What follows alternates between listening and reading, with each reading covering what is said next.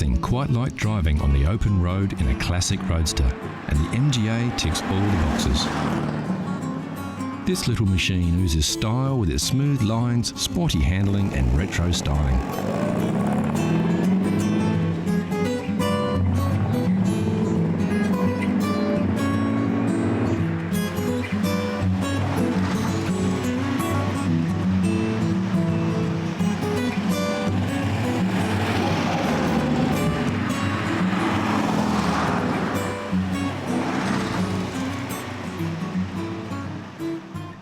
Over 103,000 MGAs were produced by the British Motor Corporation between 1959 and 1962. All but just over 5,000 stayed in England, with the other cars shipped across the globe.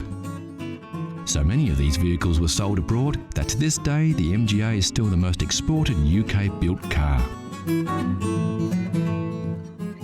The MGA is considered by many to be the pinnacle of styling from BMC, with its classic shape and combination of class and speed oozing from its inspired design. On the road, the MGA feels like a rocket. This feeling is in most part a result of the responsive handling, direct steering and driving position, which is very low to the ground.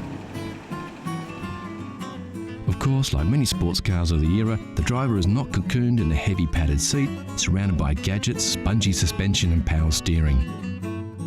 These vehicles are more like being in the cockpit of a war-era fighter plane. Simple driver comforts, necessary instrumentation, direct controls and a tight squeeze.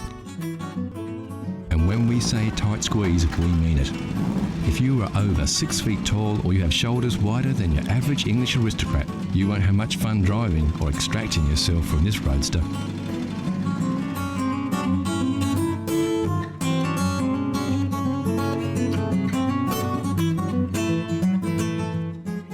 Like many sports cars of the era, a long graceful front end gives the impression there is a whole lot of motor under the hood.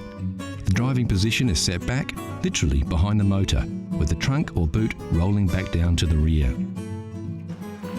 Sometimes looks can be deceiving though, and many enthusiasts consider the MGA to be severely underpowered, taking the sport out of the sports car. The engine in the original model was a 1500cc pushrod power plant, which produced about 68 horsepower. The same engine used in the Austins, Morrises and Wolseleys of the era. This actual car is one of the few 1600cc models manufactured, which boasts 93 horsepower, much more respectable for a roadster. Apart from the very rare twin cam power plant, there were only ever just over 2,000 built. This is as grunty as an MGA gets. What we are sure of though, is the MGA owners and lovers don't care. You don't buy an MGA to go fast, you buy an MGA to go and look good while you're doing it. When the MGA was designed, looking good was the #1 concern. And if you're thinking to yourself, where are the door handles? Well, this just makes our point.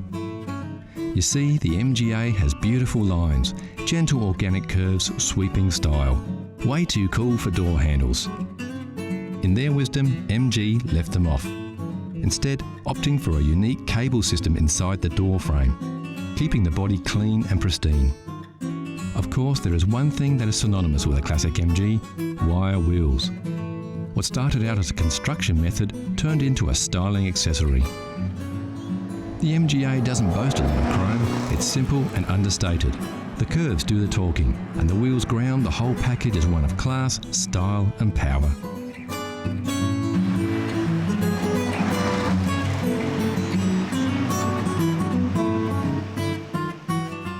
The real appeal of a classic MGA is the romance.